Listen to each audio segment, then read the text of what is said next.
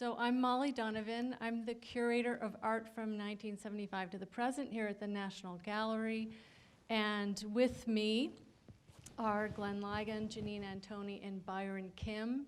And before we get started, I first want to take a moment to thank our sponsor, our funder, the Walton Foundation, our great namesake honoree, John Wilmerding, all the participants today, some of whom have traveled from far to be with us and to present their ideas and give us their knowledge.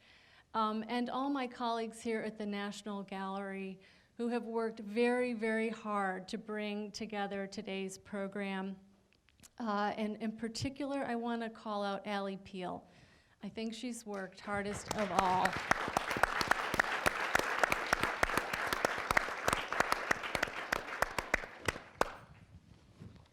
So now back to the artists and the reason why we are all at an art museum. If it weren't for them, we would not be here. For the work that they do and that they give us all the time. And on the screen behind me, you can see in the top is Byron Kim's Synecdoche from 1991 to the present. Janine Antoni's Lick and Lather in the bottom left. It comprises 14 self-portrait busts, 7 in chocolate and 7 in soap. The chocolate she licked, and the soap bust she bathed with, so this act of self-erasure. And on the bottom right, 2 self-portraits by Glenn Ligon, which came to us from the Corcoran collection. We're very lucky to add them to our collection of Ligons. Self-portrait 8 on the left and 10 on the right, both from 1996. And these works are on view in the upper level gallery that Terrence so kindly called out in an installation of the permanent collection entitled Bodies of Work. It's an installation of the permanent collection that reimagines, shows how artists are reimagining the human form as a site of fantasy, fear, and travail, and they demonstrate the ways that contemporary artists grapple with the many different ways that the body has figured in the history of art and in the broader narratives.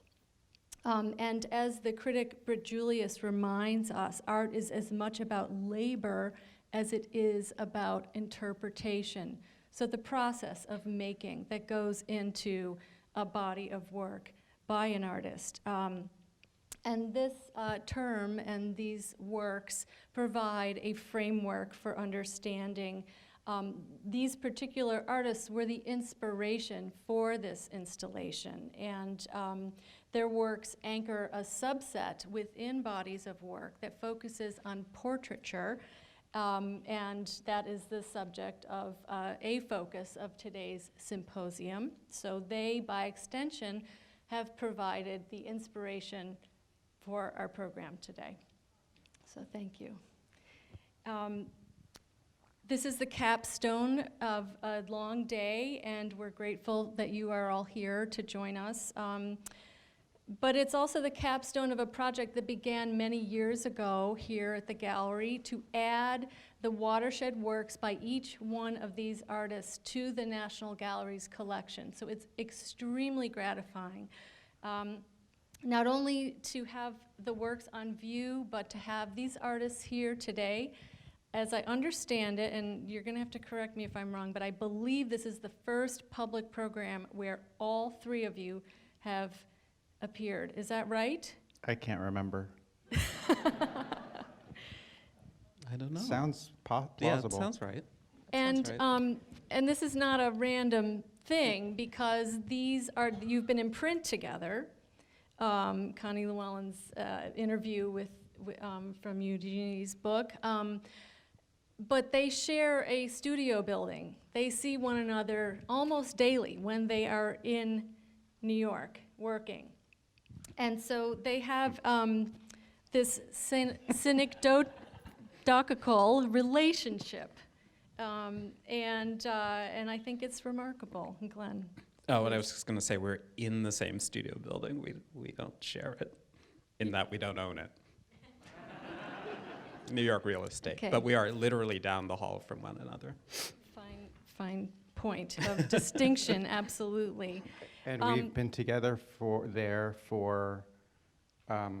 I just found out by researching it in these paintings that I make every week, since 2002, so that's But I was there before you guys were there. just a little bit. Just, yeah. So I learned to ride a bike in that space before your studios were built. Anyway, So I anyway, digress. we've been there for 15 or 16 years together, and it makes me almost want to cry, but Janine is leaving in a month. Anyway, So this is a really historic moment, I must say. because of rent, actually. Kickstarter.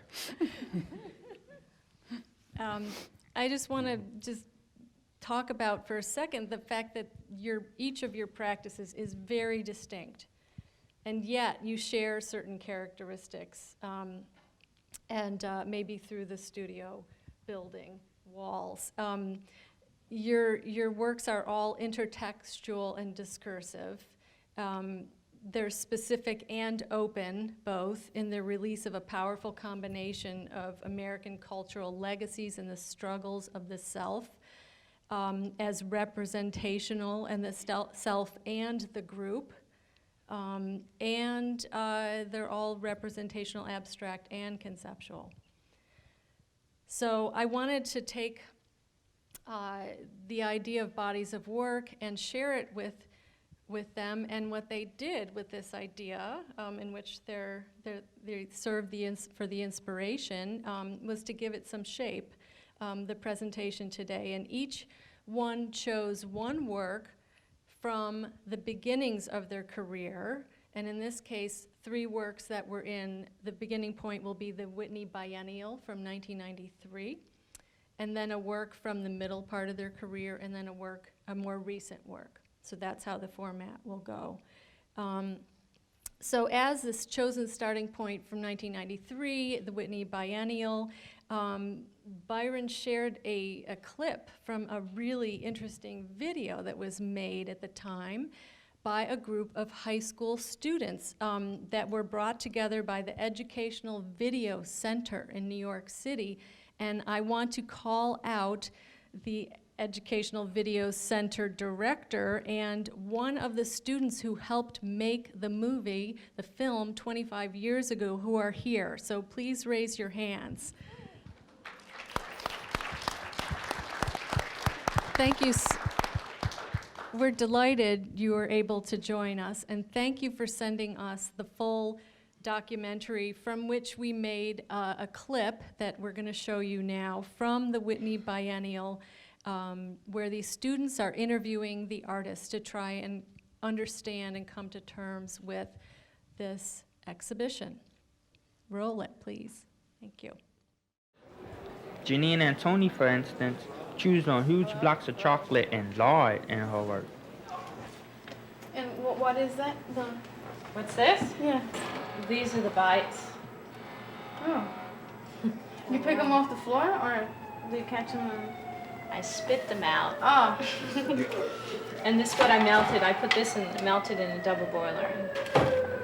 Chocolate that I spit out, I cast into these heart-shaped packaging for chocolate candy. The lipstick is made from the lard, and I mixed it with pigment and beeswax and cast it into this form, and there are 300 lipsticks. I am the source for my work, so it's very much about women. And the eating disorders is also something that affects us all, but particularly women. And the idea of image making, that that women are particularly aware of their image, and that is what sort of maybe causes things like eating disorders. So are you saying something about feminism, or you think it's wider than that? You know, at one level I am, and I hope that it extends beyond that. The inspirations and materials used by the artists in the show came from many different places, but they were all commenting on life in America. Byron Kim was obsessed with paint and the color of people's skin. Yeah, and this is more peachy, right?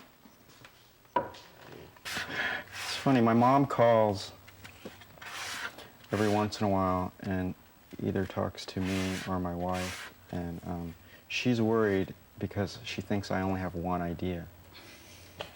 She's really worried about it. She calls and says, she asked me to list my ideas and says, it's just, you know, just this skin thing. I just did this mural up in the new museum of my own skin color, a really big painting. And my mom said, why did you pick your color? Why didn't you pick your sister's color? You're so dark.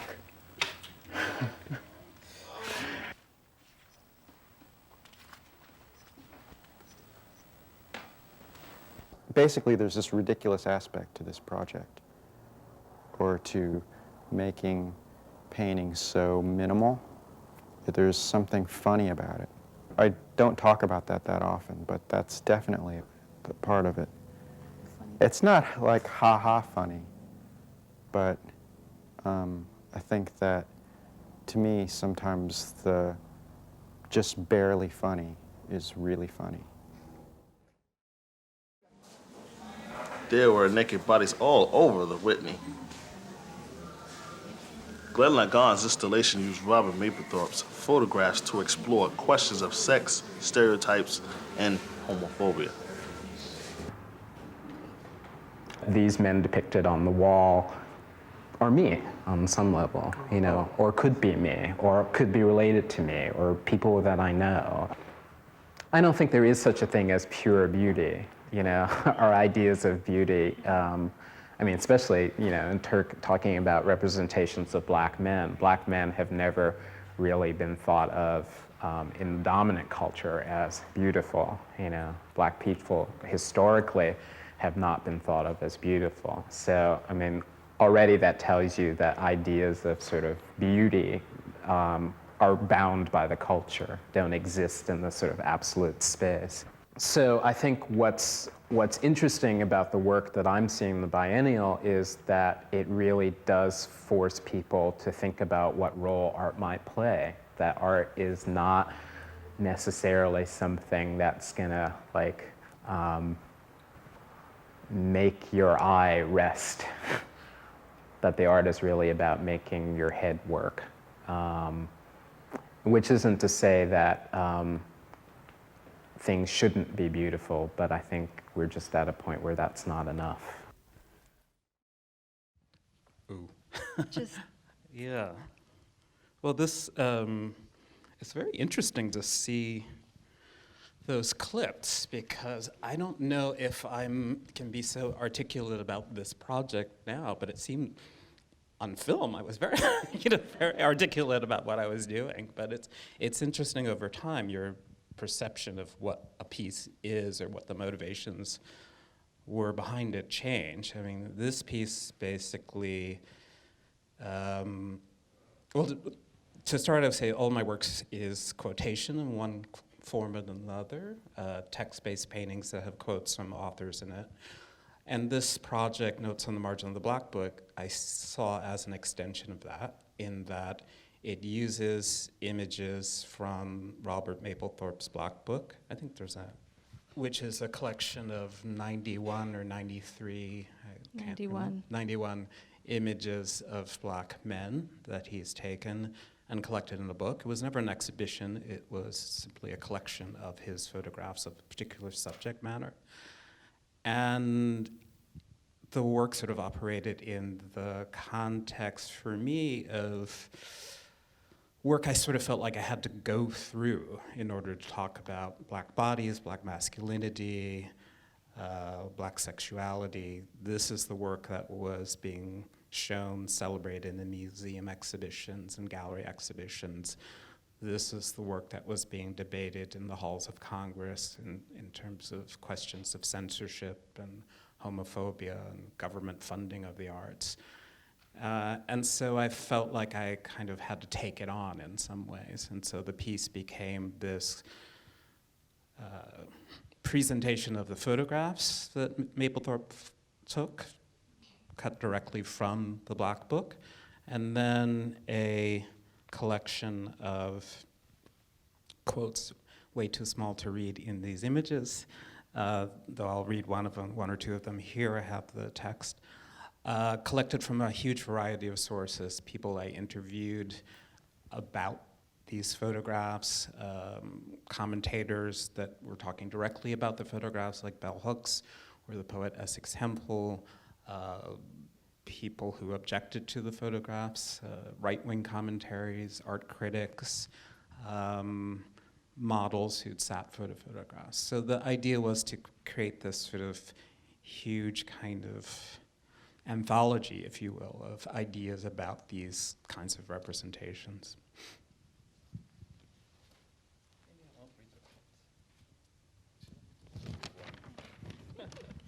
Okay. This is from Stuart Hall. The way in which Black people, Black experiences were positioned and subjected in the dominant regimes of representation were the effects of a critical exercise of cultural power and normalization. Not only in Said's Orientalist sense were we constructed as different and other within the categories of knowledge of the West, but constructed as different and other within the categories of knowledge of the West by those regimes. They had the power to make us see and experience ourselves as other. And then, sort of from the maybe the opposite side of the spectrum, in a constitutional democracy, anything may be possible, but I thought Mapplethorpe went too far, trying to justify his own inclinations. It's unfortunate that a talented human being would engage in that. He asked for it by going overboard. And that was from Walter Annenberg, who was our ambassador to the court of St. James, UK, during the Nixon administration. So every kind of position in between those two was represented in this piece. So this is this work that I made starting in the 90s, early 90s, 1991, and it continues. It keeps getting bigger. It's called synecdoche, which is a term of grammar, which means it's a kind of metaphor, a part standing for the whole. And it's simply a collection of small 10 by 8 inch oil paintings of people's skin color, done from observation, as you could tell from the clip, the YoTV clip. And this is as it was installed in the 93 biennial. And I think there were 275 panels. 275 elements, and it's gotten bigger. And I'm really especially grateful that it eventually came to reside here at the National Gallery for a number of reasons, but one is that it keeps getting bigger, and the two main reasons I'm so grateful are that the audience to this museum is particularly diverse audience, and secondly, the painting has been up for a long time instead of being in storage most of the time. So one of the advantages of having it up so frequently and so accessible is that I get these selfies sent to me pretty frequently. So that's my friend Victoria Fu and her parents. That's Lucas, Suzanne McClellan's son, Tom Parada, my novelist and my college roommate, Adeline Kim, who's sitting over there, is the youngest child, our youngest child. Emmett, her older brother. This is the current depiction of the current installation here upstairs, but the one that Emmett was standing in front of was the previous one. Which was, when it came to into the collection, it was 429 panels, and it's now 560. 560? Yeah. I thought it was closer to 500. And here are two selfies of artists who are particularly dear to me. Oh, I thought Glenn was inserted in there. I'll take that Oh, one. yeah. So I don't know if you got it from that small video, but this is 600 pounds of chocolate that I chewed on for a month and a half. Same mold now, 600 pounds of lard that I also chewed on. And then the material I spit out from those forms, I made the heart shape packaging for chocolate candy. And the lard that I spit out, I mixed with pigment and beeswax and made these lipstick, and then created a display to put them in. And there's many things to say about this, but I'm so happy I got to be in the middle here, because I feel like the one thing about making work side by side is that you kind of look at your peers through the periphery, and that's really how the creative process works, and influence comes in from the periphery, and there's being between these two made me think about this piece in two ways. One is how this work has to do with desire, both the need to be desired and having desires like chocolate. And thinking about Glenn's work and thinking about, does desire always come with objectification?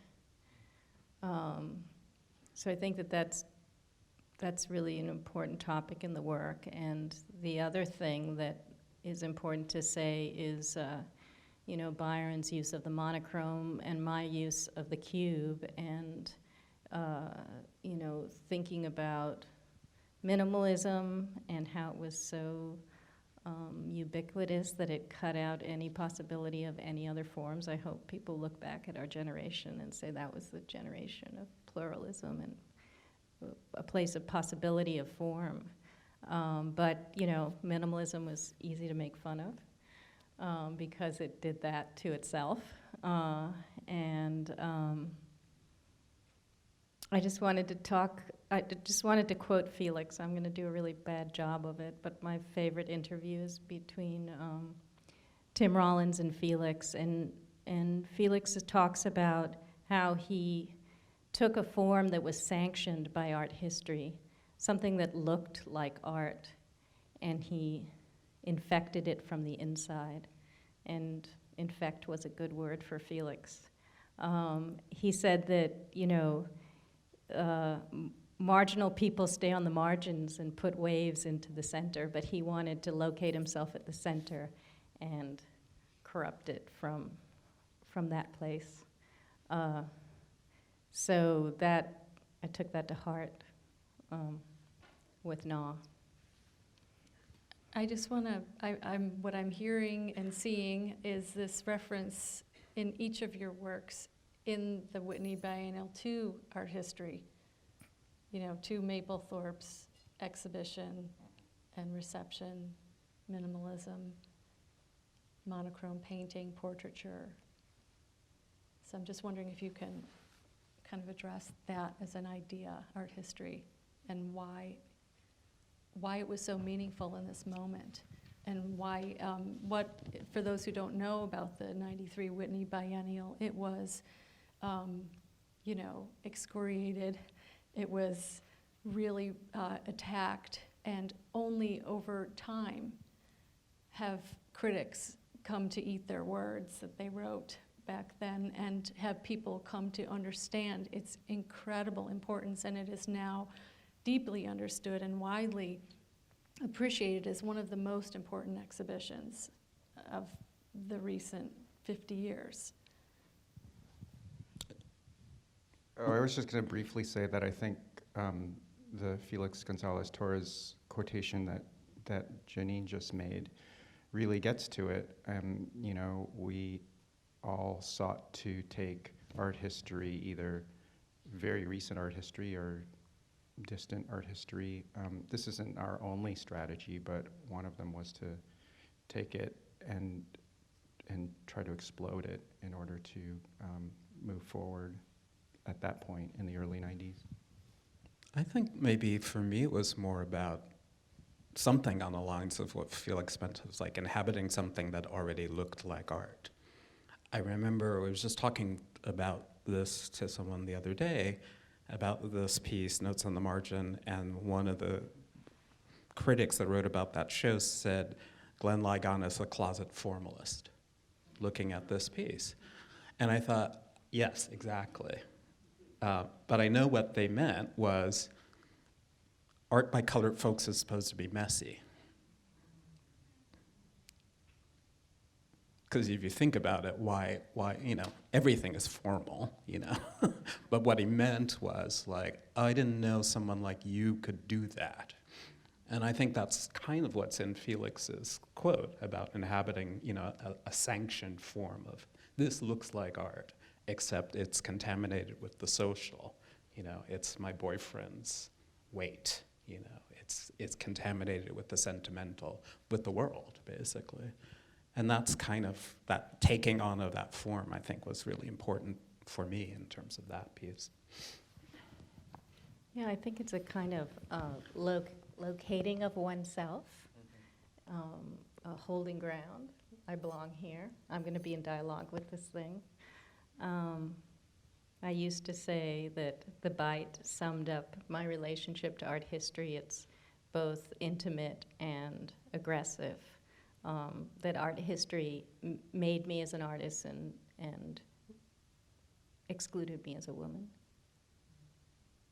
So.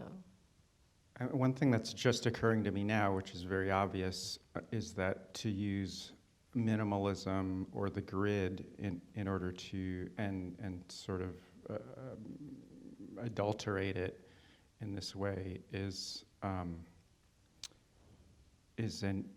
kind of an easy thing to do, but it makes the most sense in a way, because at that point in art history, when minimalism was ascendant, it seemed that everything was sort of coming to a point or an end. I'm thinking of Reinhardt, the implications of Reinhardt's work the most.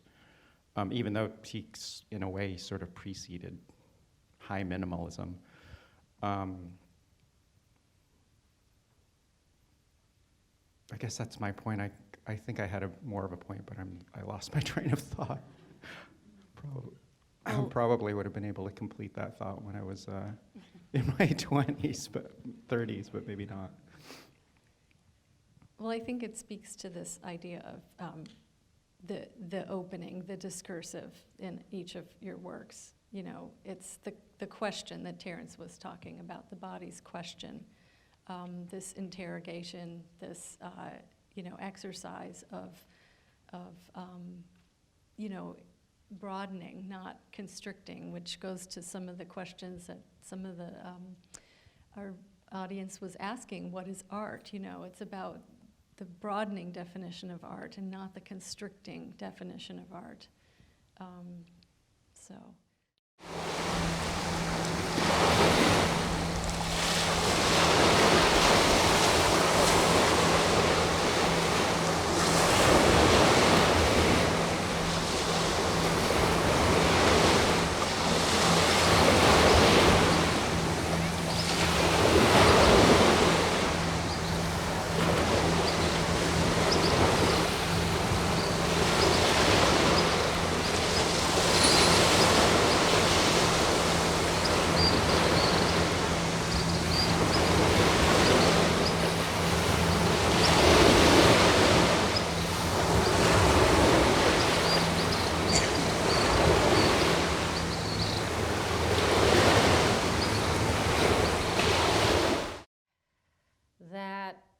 Horizon is probably the thing that I looked at most in my life. I could see it from my bedroom. And my mom used to tell me this thing when I was a little girl. She'd say, Janine, go out and see the world because this place we come from is behind God's back. And that's a kind of Caribbean saying which really means that we come from this little island that nobody really cares about. And so I would look out at that horizon and imagine the world out there. But the horizon is a funny thing. It's not really a place. The closer you get to it, the more it recedes. So I decided at some point that that line, that horizon was really the space of my imagination, and that I wanted to balance in that place. So in order to do that, I had to learn to tightrope walk. And when I learned to tightrope walk, I learned many lessons from learning about balance. But the most interesting one was that I could stay on the rope better and better when I felt more comfortable with being out of balance. That when I was uncomfortable with being out of balance, I would overcompensate and be off the rope in a second.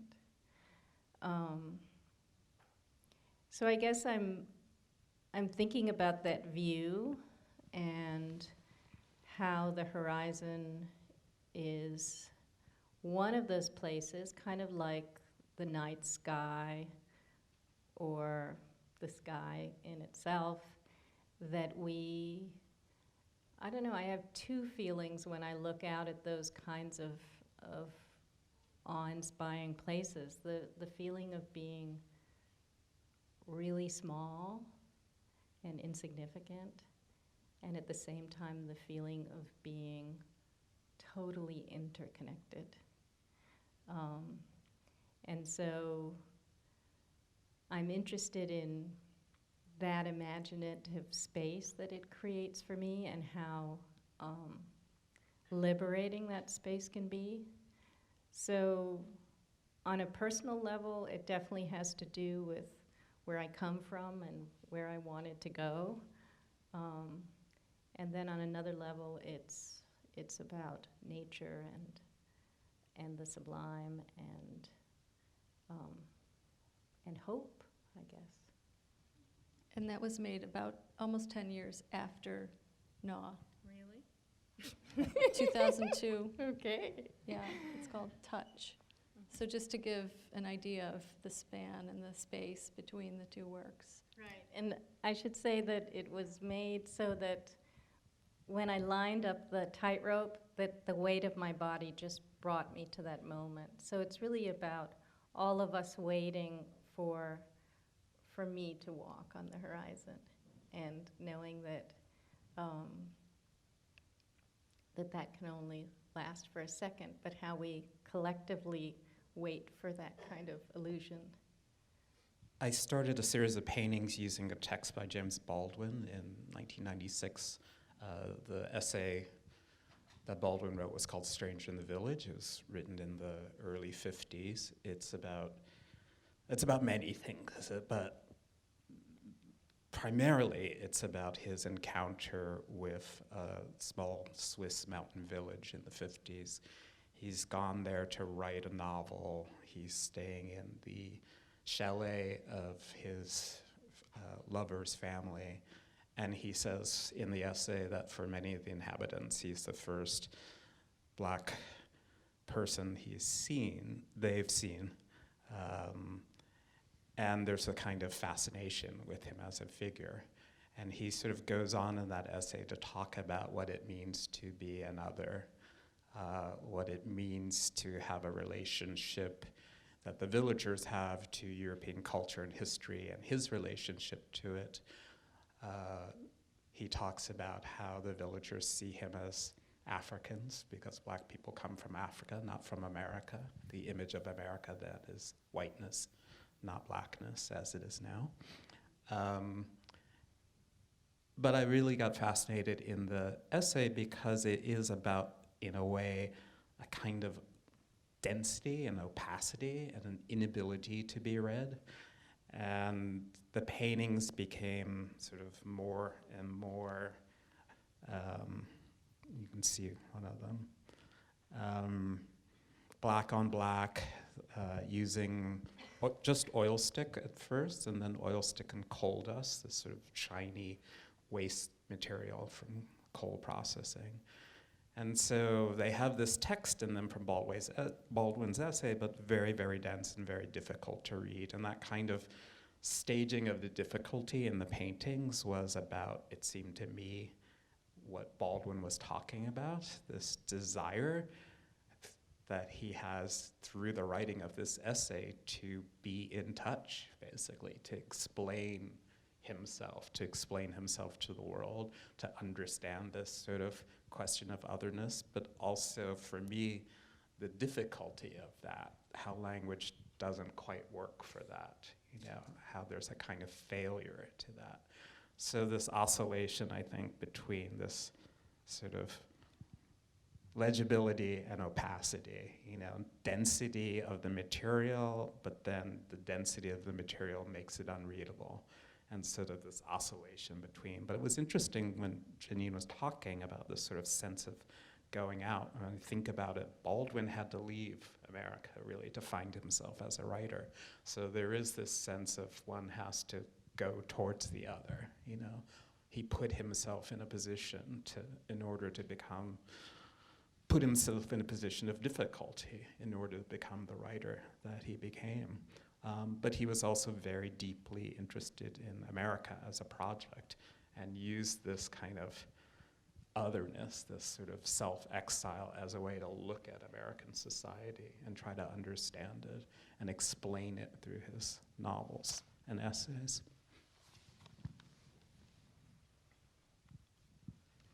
So so this is an installation view of a recent gallery show of these little paintings that I've been making since January 7th, 2001.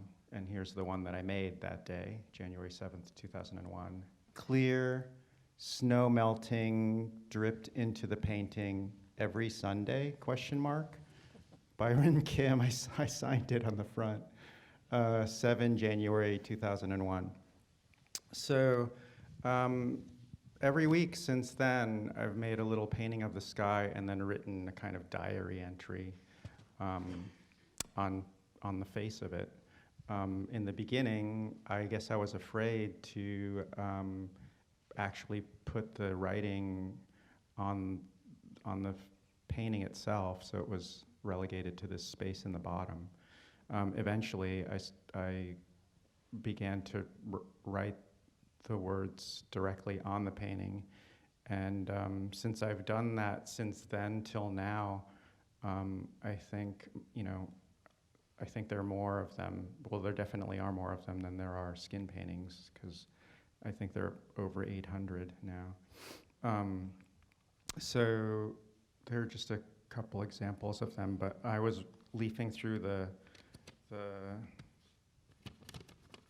my little log of the writings, and I just, it's not these two that I'm depicting here, but a couple that I just ran across because I've been traveling and I couldn't get the images of these two, but I thought I'd read the writing from just two of them.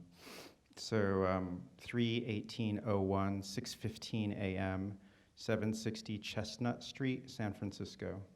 Looking out over the bay, fog rolling in from Marin, Janine and I are on our way to Green Gulch Farm Zen Center, 2 weeks teaching at San Francisco Art Institute. And then the second one is 11/18/02, 4 p.m., Greenpoint. I'm obsessed with finding a new studio. Started making text paintings today. Now I know why Glenn thought they ought to have color, not black and white. Saw Glenn today. He showed me an old painting, all white, that repeated, I was somebody. I noticed one mistake. I am somebody, a fortuitous mistake. This Saturday, Glenn has his first dinner party. So last. First and last. And actually, Phyllis, do you remember that? That was that. Yeah, that was Oh my that. God! Yeah, cooking the steaks on the George Foreman grill. Yes. Yeah, there's several in that second. So the first quotation is about a moment in a very rich and long friendship. But that second quotation, I was reading it, and there's so much about it that makes no sense to me. Like, I was making, I think I vaguely remember trying to make text paintings at a certain point, and Glenn kind of, I think he was polite enough and kind enough not to be too skeptical.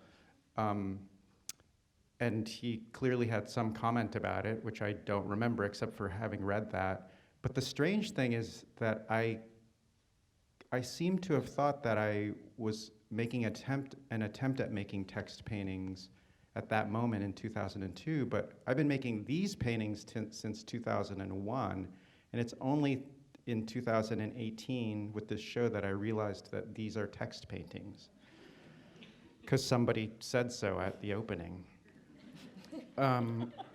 So one thing that I wanted to say about this work in relation to, and it's a kind of reiteration, but what Janine was saying about, you'll be able to say it better because you just said it, but about kind of an insignificant or a little life or a moment in a life, and then trying to connect with everything. That's what project has always been about. And then I realized at some point that's what my work tends to be about in general. So I think that this grouping of three is really very tight in that way. So just to kind of think about all three of these works together, one idea that comes up for me in all of them, but two different words, two ideas. One is alienation, and one is doubt. And I think that there's a lot of that in all of your works, but in particular in these three. So I'm just curious if you have any thoughts about that. And alienation as an idea, literally like taking away, but also separating out.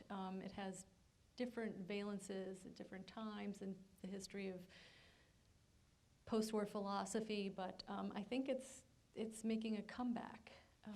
Alienation might be, and I wonder why. And these works aren't from the present, but I think that somehow maybe my present moment, I'm reading that into them. So I'm curious about your thoughts on certainly Baldwin's, it's a great case of alienation. It's interesting, though, because I very rarely use my own text, so it's always inhabiting someone else's alienation in some ways, inhabiting someone else's subjectivity to make the work, and kind of this confusion between the two, which I think has some resonance in both of Janine and Byron's project. Yeah, I wasn't at first quite understanding how you saw that in these works, but as soon as you said it, I realized I know just deep inside me that's, for me anyway, there's nothing generative without doubt somehow. And I think it's, this is a little bit too therapeutic, but it's just, I think it's being the child of that mom that I described in that video clip. Just being really small, do I have anything to say that's anybody would want to listen to? And so this notion of just being very small in the face of this large universe, it's like when Janine was explaining coming from a small island, and trying to engage everybody, it's kind of a daunting proposal.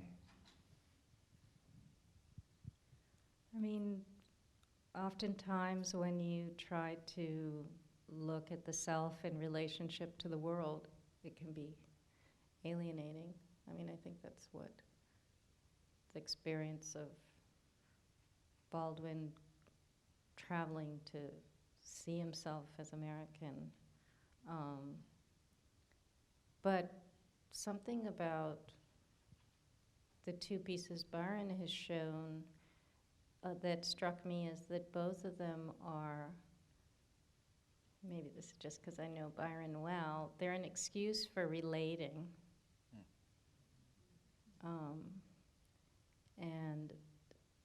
And that makes life less alienating. And that, in the end, is probably why we make art. So that someone can say, tell us we're not as strange as we feel. Well, right, so alienation and then the inalienable, the things, you can't take away from everyone is that we all inhabit a body, the things we share. Right, so it's that other side of the social side of that. Okay. We're on to the next grouping. And these are more recent works. So this Sorry, is the I was just crying, which I've never done publicly, only alone. So this is kind of weird. It's because my wife, Lisa Siegel, who is also an artist, and I have 3 children, and they finally left. The last one is sitting over there. This is all by way of explaining that I had a show like a year ago and then a few months ago, which never happens. Anyway, this show was on the subject of bruising, and it didn't. There are paintings that don't depict bruises, but they're kind of on that subject. And so here are a few examples. And the way that I got to that subject matter was through this poem. I'll read the part when I ran across it. So it's this poem by Carl Phillips called Alba Innocence, and I'll just read the part that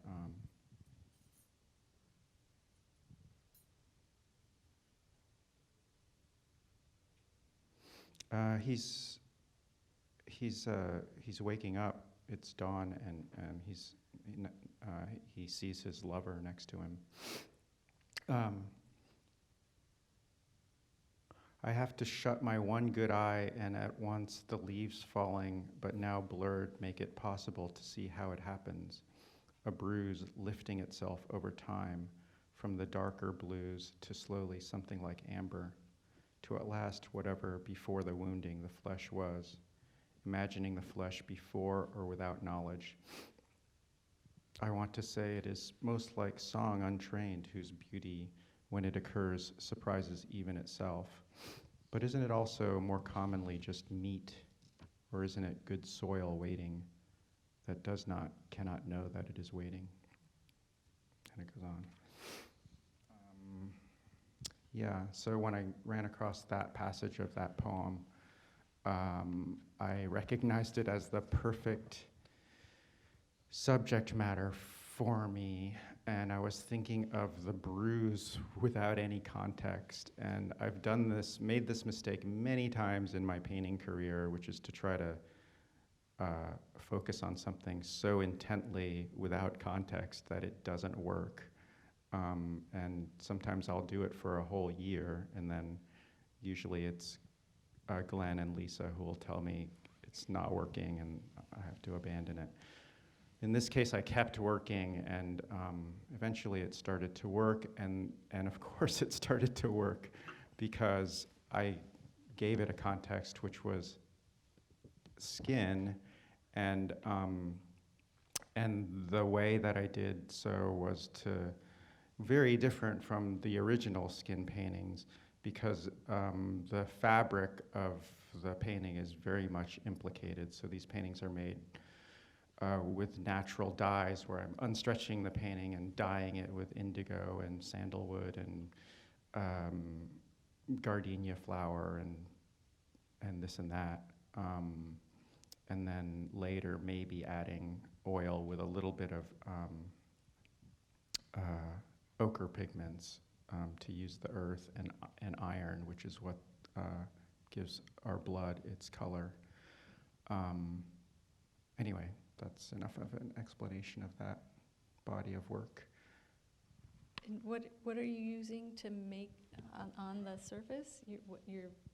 There's glue on there? Well, so if after some of the paintings like that first one is just dye, and then the subsequent two paintings, they've been dyed with all these natural dyes and then sized with hide glue, natural glue, and then painted on, but with a kind of paint that I make myself that's mostly a vegetable oil like walnut, and then with just a tiny bit of ochre, different colors of ochre pigment, and some black pigment, and a little bit of blue, I think. And Glenn, you included one of Byron's bruised paintings in your show that you curated in St. Louis recently at the Pulitzer. Right, a show called Blue Black that was based off of looking at Ellsworth Kelly painting, wall relief of the same name, and trying to think through all the various artists that have used those colors in combination or approach those colors in their work in combination. And I got to meet Carl Phillips there because he lives in St. Louis. I'd never met him. I'm a big fan of his. And it was really amazing. I asked him to read this poem, and he didn't read the whole poem either. Because he said he didn't like the end of it anymore, so he just read the first half. You were so alike, even though you had never I know met. we were Shocking. like twins born from different parents. This is Anna Halperin, and this is a lot to explain, but I'm going to try to move quickly. So Anna is a movement maker from the West Coast she's 97, the huge body of work that deals with racism, healing, specifically AIDS and cancer, community building, and brings dance back to ritual, what it was originally made for.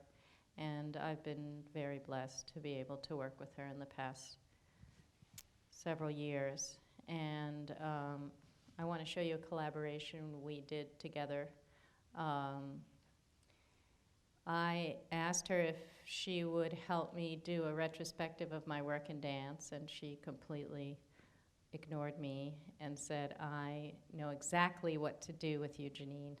I want to give you the paper from a piece I made called Parades and Changes. That piece was made when I was 1 year old. And so this is a video projection of that dance when it was first performed in Sweden, projected on crates of my work. So I was really interested in the idea that she could take a piece from so long ago and kind of breathe new life into it through another body. And so I was like, why does she get to do that, and why can't I keep my work alive like that? So I took 37 of my works made over the last 25 years, and I shipped them to the museum, and every time I performed with the paper, I unpacked a work or two, and I let that work inspire the kind of movement I did. So I thought I would show you Lickin' Lather since it's here, and And I think that one thing that's like floating around through all of us is this idea of what does the surface have to do with it? And how do you get beyond the surface? Where is identity? It's a big question for me. And so, you know, I washed these heads and licked these, like I tried to take the surface away to somehow get to something more essential. So, so here I am with the paper, and you know, I've chosen these. Many things happen over 45 minutes of this performing just with brown paper. And I chose this work because I was really thinking of the first piece I showed you, Gnaw. And because I experimented with the paper for several years, certain gestures kind of solidified. One of them was that I would be totally naked, put my bra back on, and stuff my bra, which is, you know, I think every little girl does at some point in their life. And, you know, thinking about what it is to have a female body. And then the other thing I did, because I'm oral, is I shoved the paper in my mouth and in every other orifice. And there was a moment when those two gestures came together, that after, you know, stuffing my bra, I silenced myself, and those two things always came together. Talking about having a female body, I had to give birth. So this is a weird kind of projectile birthing, river birth that happened. And, what do I want to say? I'm not going to show a film. I'll show one other image with the group. But what I want to say is that that Anna gave me the confidence to, well, she asked me to improvise with the paper, and she understood that I was a maker, and that if I just did what I do in the studio in front of people, that it would make a pretty interesting performance. But I had a kind of duet with the paper.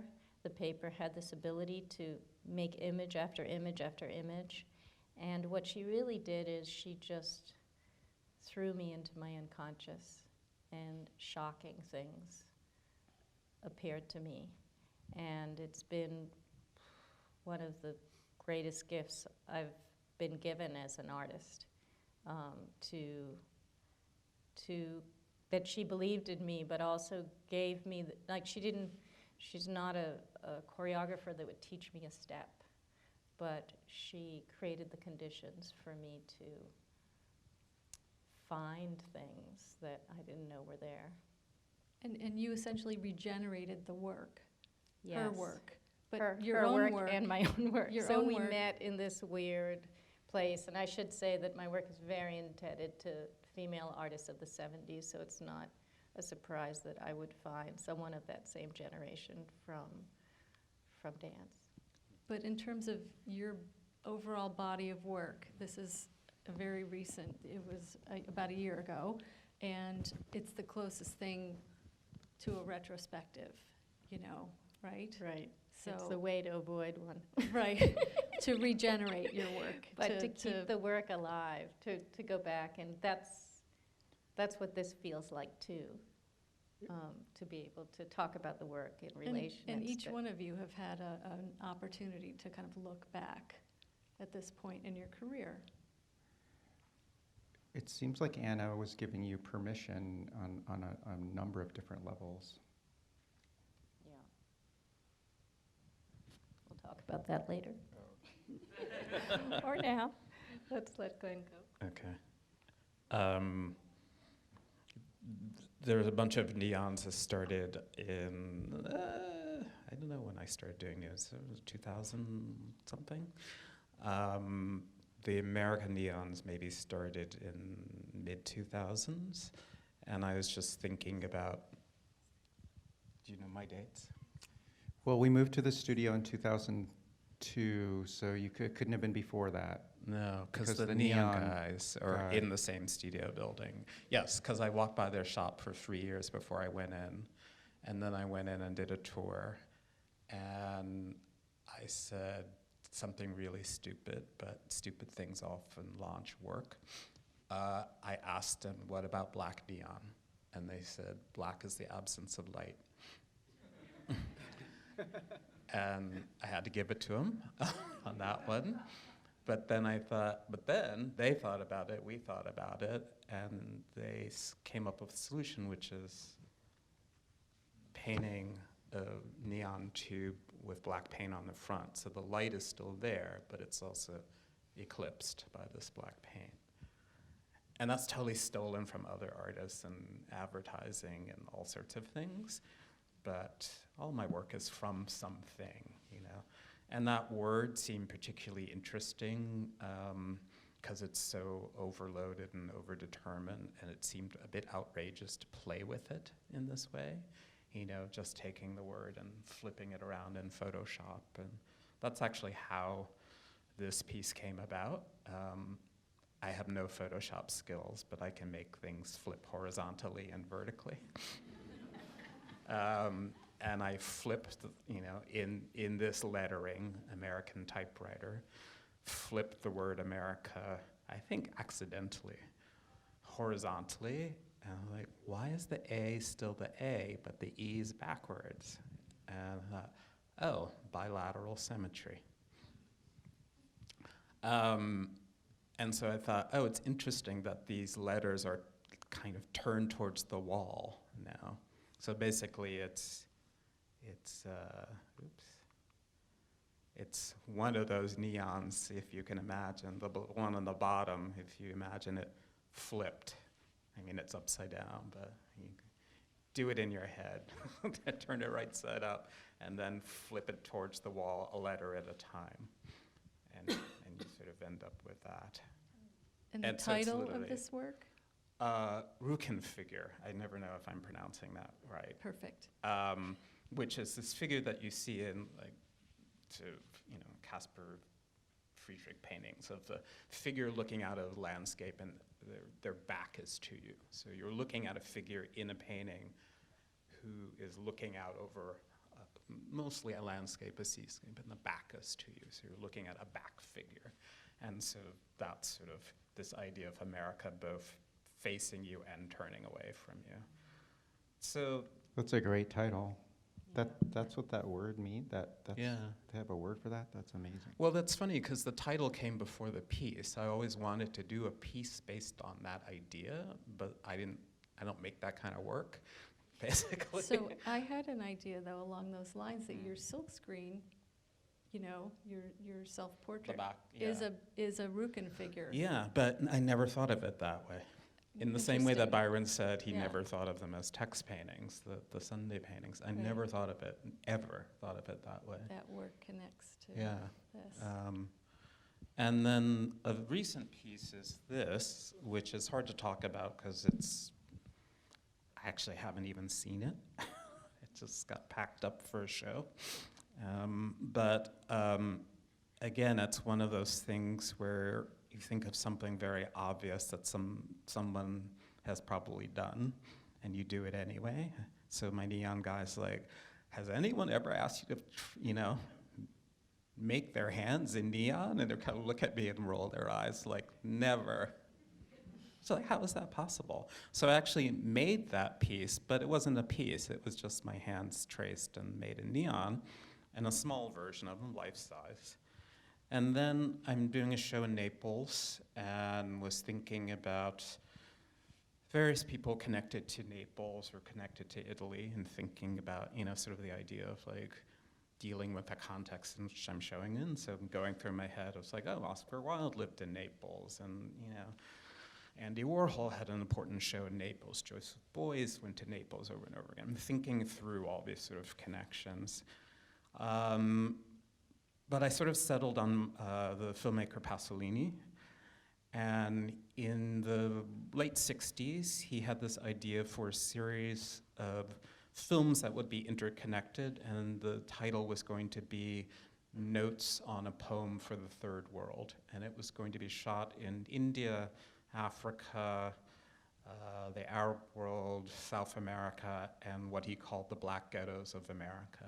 But they were to be interconnected, and it was this way of thinking about how sort of the struggles of, what one might call marginalized people across the world were interconnected, but also connected to an Italian context.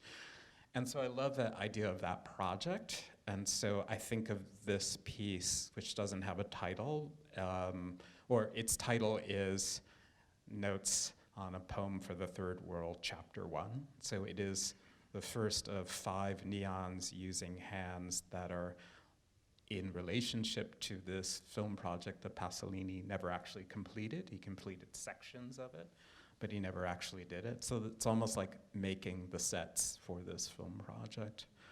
But obviously, I'm thinking about what this image of hands spread out means. In this, this is an image that comes up over and over again on social media, in protests, Black Lives Matter protests. Also, which way are those hands turned? Are they facing the wall? Are they palms out? I'm also was thinking about this. It's in the context of a city that's had huge, or a country, a city, Naples, that is deemed the other. I remember the first time I went to Italy, I saw a TV program, and there were signs in the audience. It was a program about immigration. And I asked a friend, what do the signs say? And he said, the signs say, send them to Naples. So there's this idea of Naples as the other, the place of the other in Italy itself.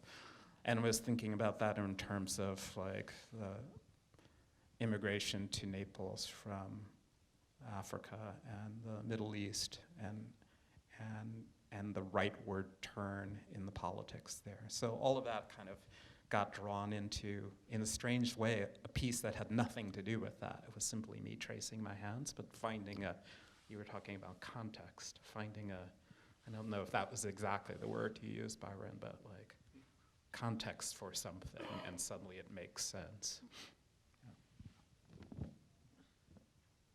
Well, we're pretty close to wrapping up, but I wanted to ask you if you have things you want to talk about, since we have you 3 together for this historic moment. And, it's a lot of material to cover, so maybe you didn't get all your thoughts in. I just wanted to offer. What's going on there, Janine? I'm removing my skin. Oh. So right before that, the paper was relatively intact? Mm-hmm. I wanted to talk about embodiment. And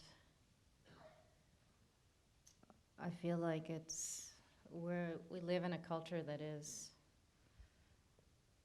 more and more disembodied.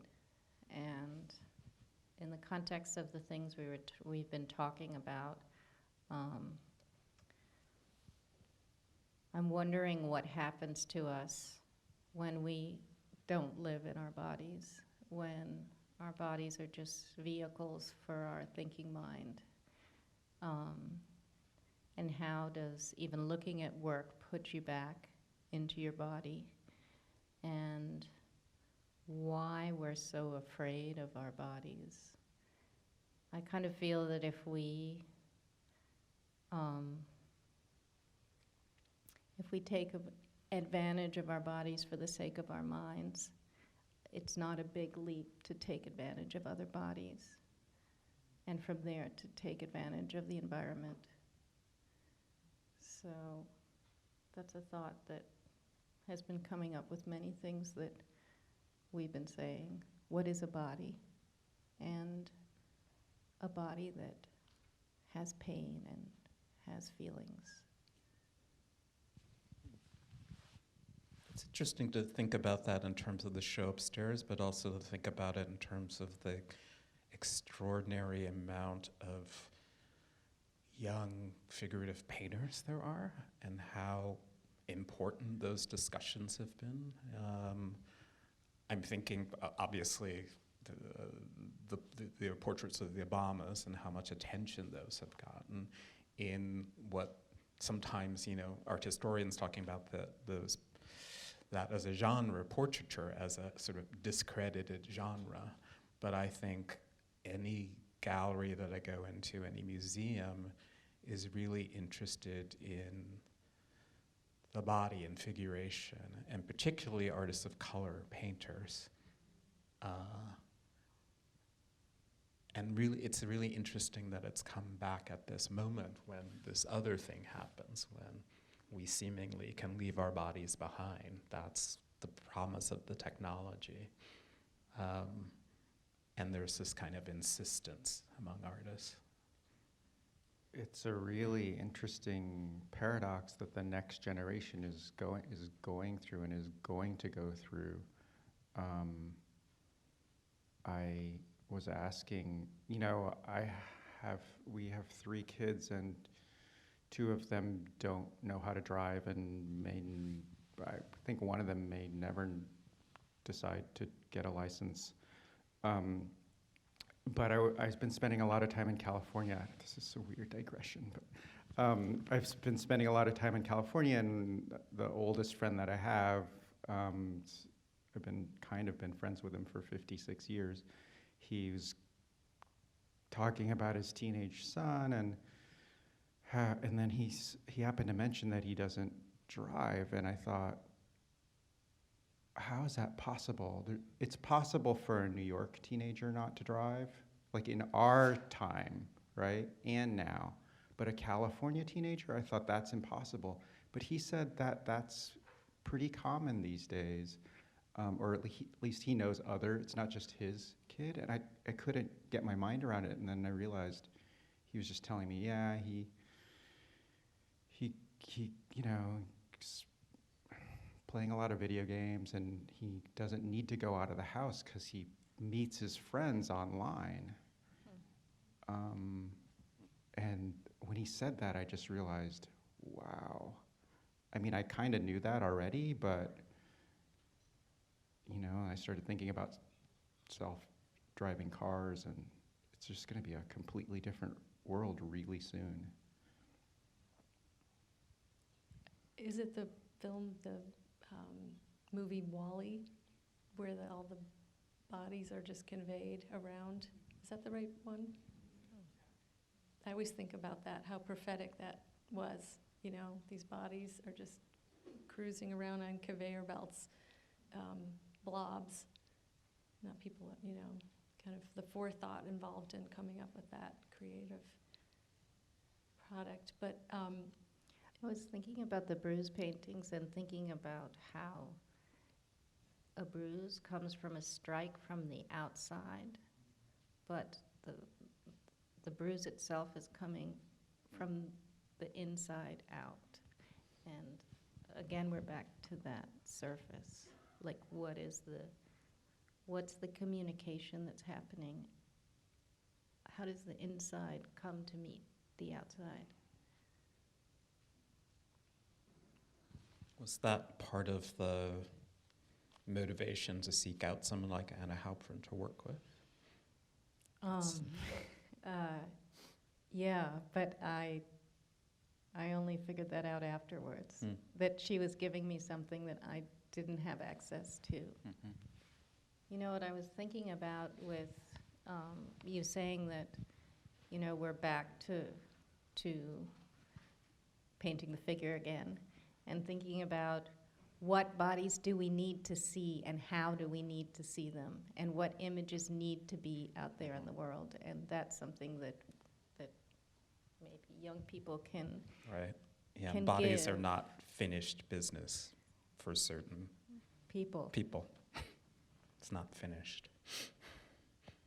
well, with that, that's a good place to kind of summarize, I think. And I'm just remembering what Nancy, my colleague Nancy Anderson, was saying about how the National Gallery's policy is to never deaccession.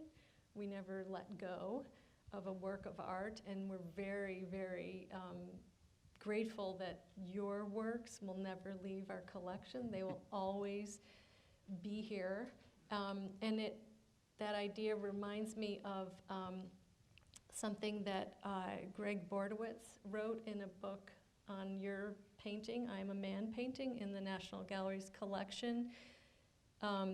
He wrote, "Nothing is erased. The process is cumulative. Cumulative, I just botched that one. The process is cumulative.